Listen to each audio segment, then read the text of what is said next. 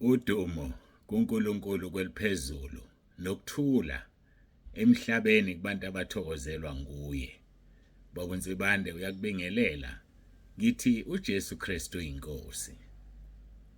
Siyambonga uNkulunkulu wethu, siyamdumisa ukuba siphinde sihlangane ngempela, noma ngizwakala engathi ngihlala ngikhuluma into eyodwa, kodwa ngiyambonga mina uNkulunkulu, umphefumulo wami uyayitusa inkosi. Ngoba ngelinye ilanga ngeke ibe bikho lenkonzo, ngiyobe sengithule ngomzimba wenyama, ngobe ngijabula ngingena ekhaya ezulwini ngomzimba kamoya.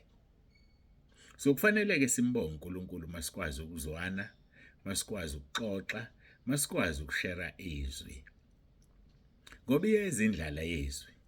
Yabona namhlanje izwi liyinsada, liningi ngendlela emangalisayo izwi njengamanje. Zonke insuku uthola inkonzo, kunama group amanye anenkonzo, vula iTV uthola inkonzo. Ziningi inkonzo ezikhona. But mark my word, sisazohlulelwa ngalezi inkonzo esizilalelayo uma singalizwa silenze izwi likaNkulunkulu. Lizweke ulenze, ngoba usazophendula. Ingakho sisekhaya lezwi la, ngoba sipheka izwi ngezwi, sichaza izwi ngezwi. Awukho umqondo kaBaba uNsibande la. Bayangimangalisa nje abayizondela uBaba uNsibande nabayikhulumela konke abakuthandayo, ngoba ukhuluma okusezwini. Akakhulumi inhloso zakhe nemfuno zakhe. By the way, anginazi imfuno, anginazi inhloso, phela mina ngisisebenzi senkosi yami uJesu Kristu, ngingumphathi wemfihlakalo zikaNkulunkulu.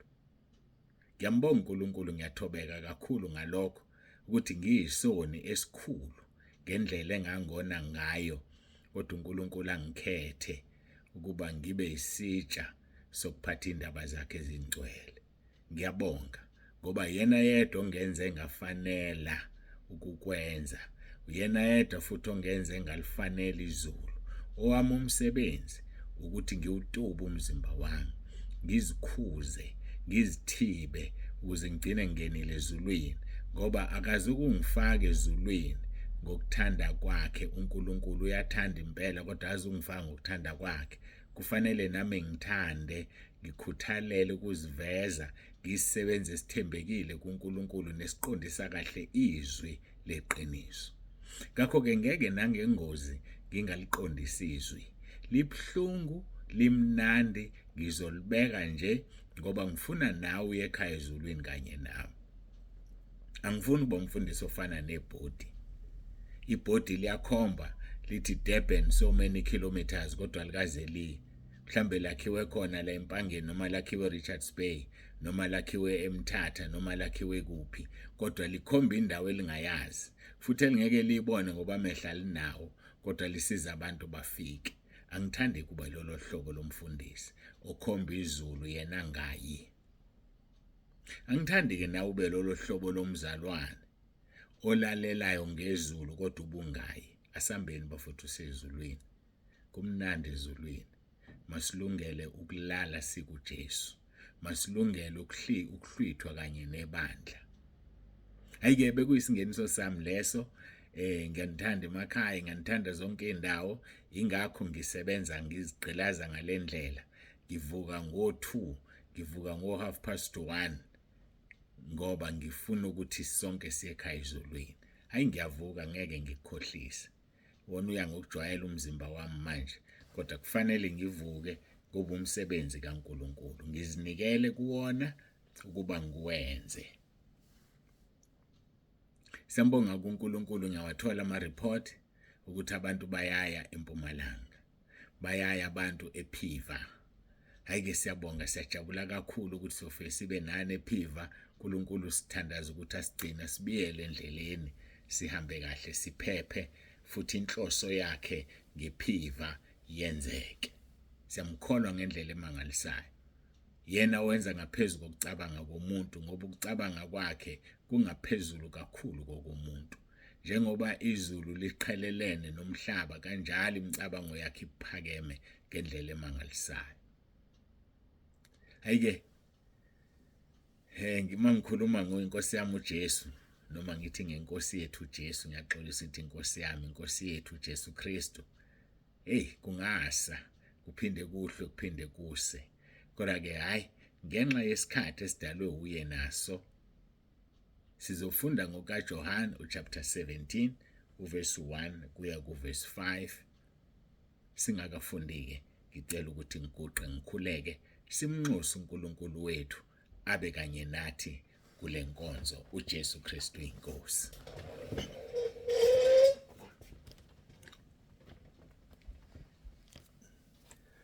Baba ongcwele, babulungileyo, egameni lomfelo wethu uJesu Kristu ophilayo, siyabonga ngakho konke osenzele khona. Siyabonga, akekho uNkulunkulu ofana nawe nonothando njengawe.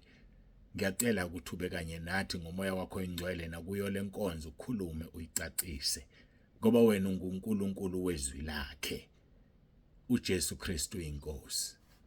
Amen.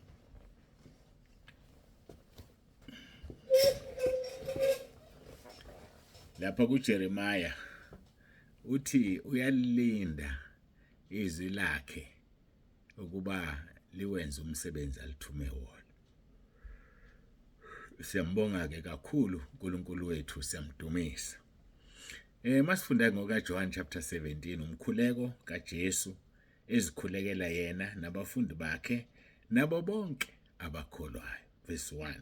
Jesu wakhuluma lokho esephakamisela amehlo akhe ezulwini wathi, Baba, isikhathi sifikile, khazimulisa indodana yakho ukuze indodana ikukhazimulise wena. Njengalokhu iphila amandla phezu kwenyama yonke ukuba bonke oyiphe bona ibaphe ukuphila okuphakade. Verse number 3. Ukuphila okuphakade yilokhu ukuba bazi wena Nkulunkulu wedwa oqinisileyo nomthumileyo uJesu Kristu. Verse number 4. Ngikukhazimulisile emhlabeni, ngifeze umsebenzi ongiphe wona ukuba ngiwenze. Manje-ke ngikhazimulise wena Baba, kuwe uqobo ngenkazimulo ebenginayo kuwe, ngikuwe izwe lingakabibikho. Sigcina khona lapho. Bangcwele, sikhuluma ngoverse 4 ngokufeza umsebenzi esiwuthunyiwe.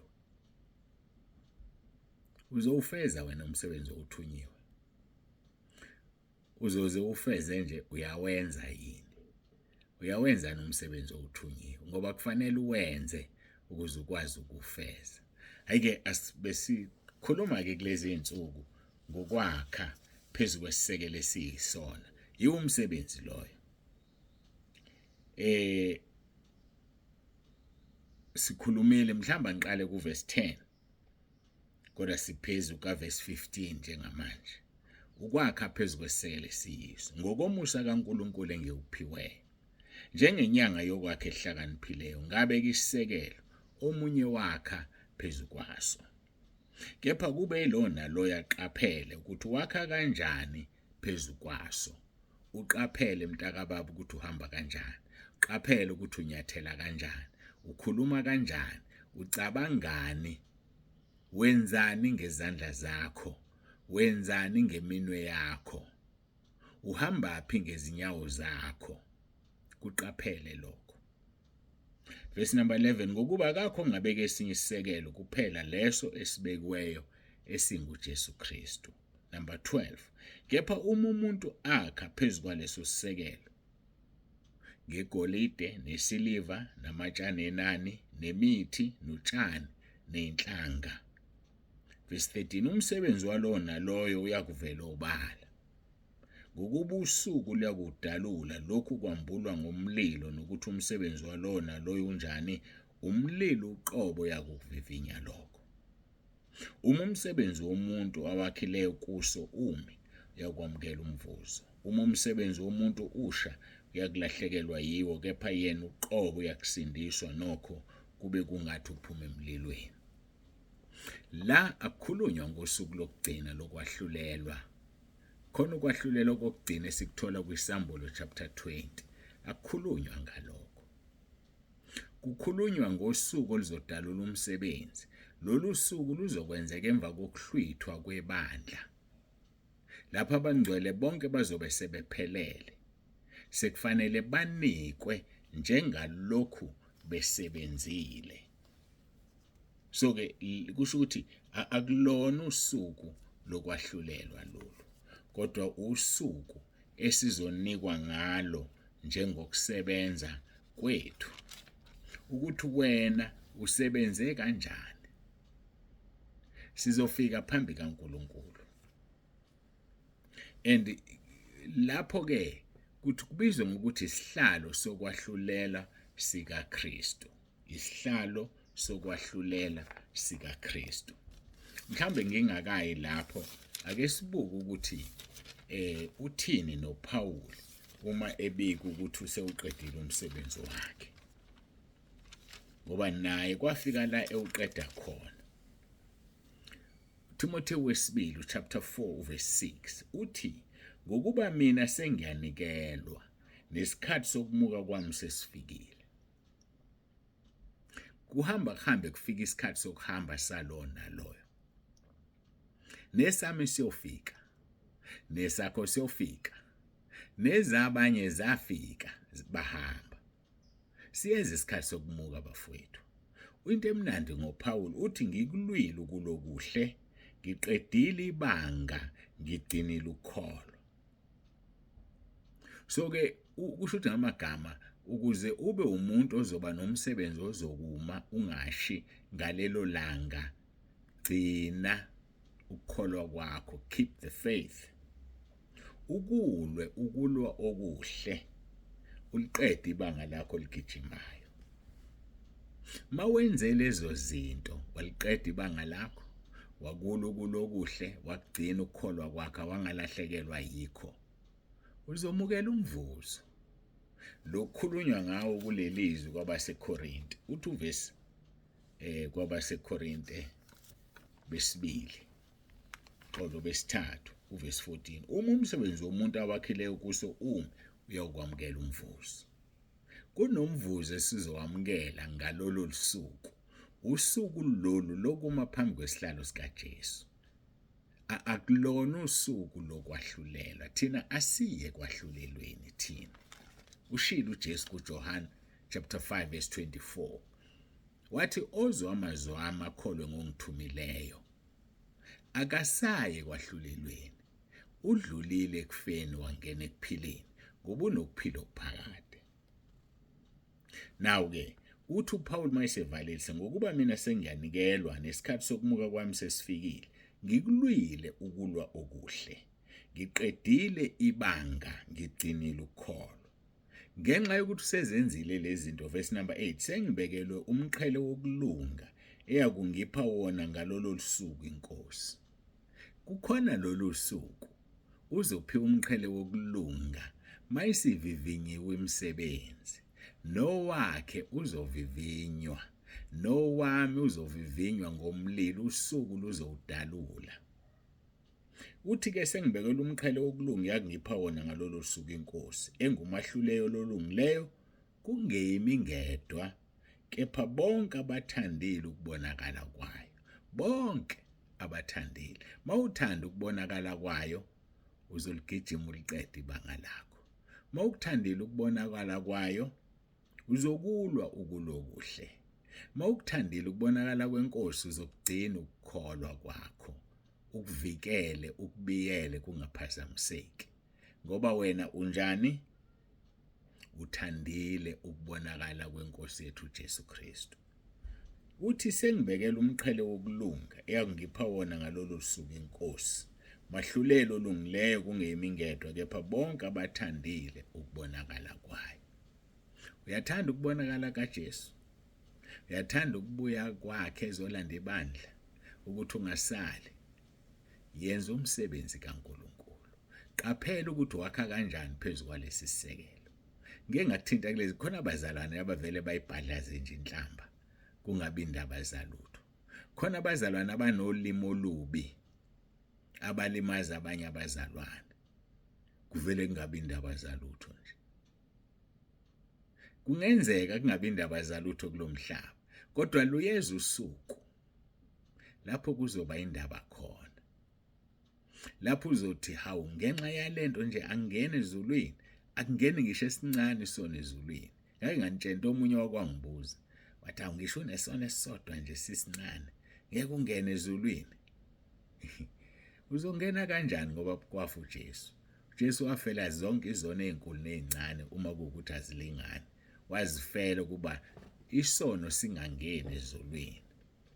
That is why our Lord died on the cross, so that we may be cleansed from our sins. Ngakho-ke bangcwele, asizihlambululeni kuye ngoba yena uhlambulukile. 1 John chapter 3 verse 3, bonke abanalelo themba bayazihlambulula kuye ngoba yena uhlambulukile. Isona singeni. Uthi kumpostoli Paul, ngibekela umqhele wokulunga yangipha wona ngalolu suku inkosi, umahlulelo olungileyo kungeyimi ingedwa kepha bonke abathandile ukubonakala kwayo.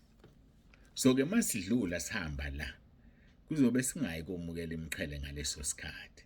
Kunosuku la kuzovivinywa khona imisebenzi bese simukela imqhele.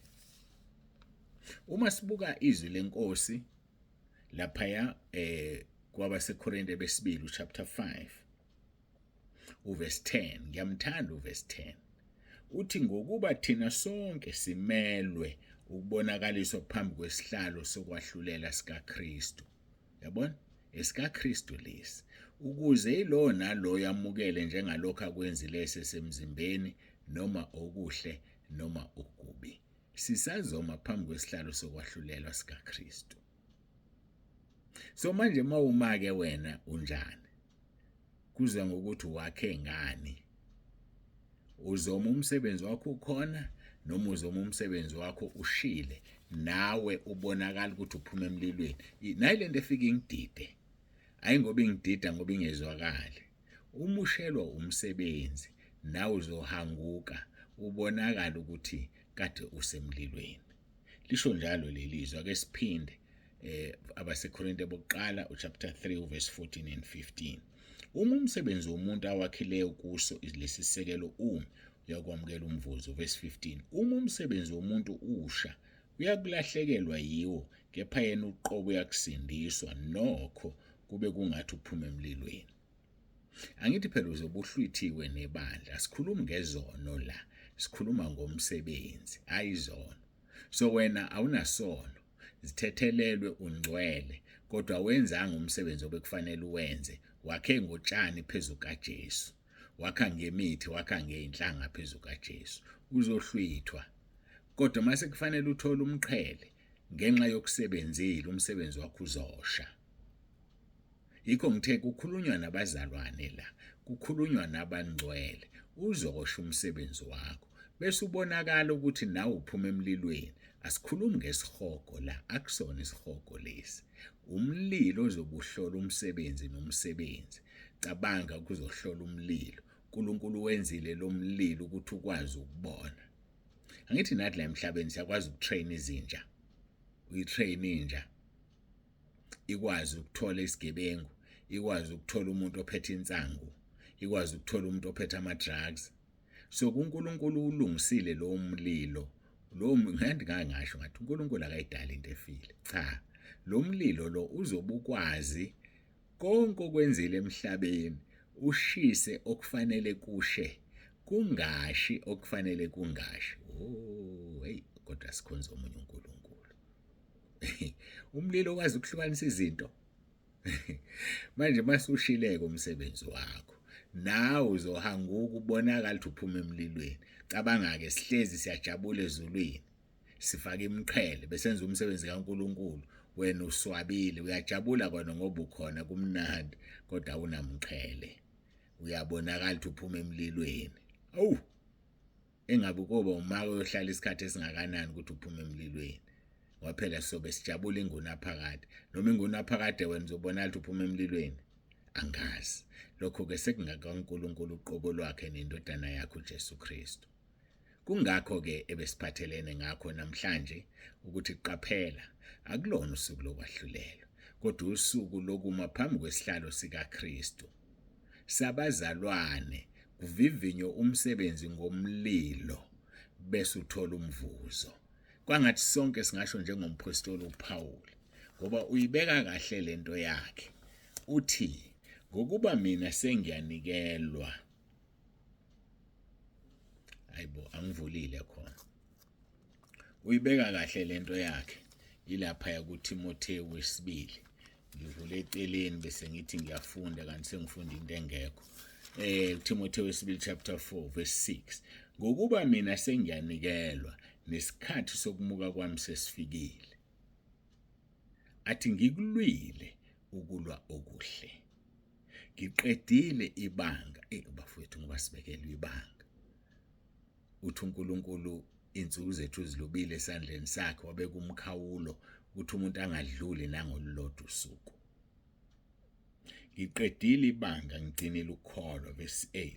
Sengibekela umqhele wokulunga yakungipha wona ngalolu suku inkosi mahlulelo olungileyo, kungeyimi ngedwa kepha bonke abathandile ukubonakala kwayo. Kungeyimi ngedwa kodwa bonke abathandile ukubonakala kwayo. Siyambonga uNkulunkulu kakhulu ngenkonzo yanamhlanje, siyamdumisa. Kwangathi ungahlala enkosini uJesu ungasuki, noma umoya wombusi ukuvukela ungayishiya indawo yakho. Umusa wenkosi yethu uJesu mawuhlale phezu kwakho, ukubiyela, ukuvikele nokuthula kwakhe kube nawe. uJesu Kristu inkosi.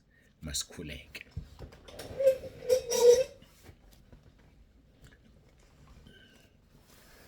Baba wethu olungileyo, Baba wethu ongcwele, siyabonga ngenkonzo. Busisa Nkosi bonke abalalele, babusise abaletha abantu.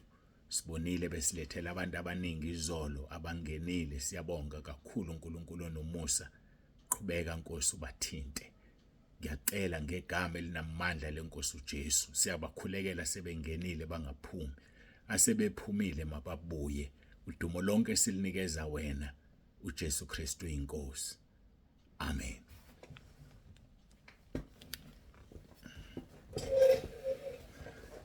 Sesifikile emaphethelweni enkonzo yethu. Ubaba Onsibande usiyavalelisa uthi uJesu Kristu inkosi.